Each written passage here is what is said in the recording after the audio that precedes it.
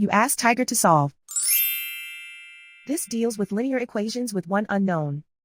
The final result is x equals negative 57 over 14. Let's solve it step by step. Group all constants on the right side of the equation. Subtract 3 from both sides.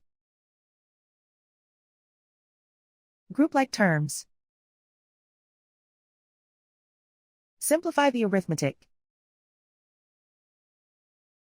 Convert the integer into a fraction. Combine the fractions. Combine the numerators. Isolate the x. Multiply both sides by inverse fraction 3 over 2. Group like terms. Multiply the coefficients.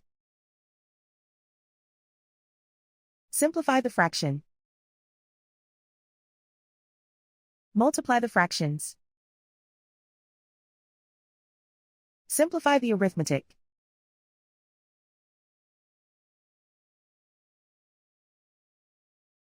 And so the final result is x equals negative 57 over 14.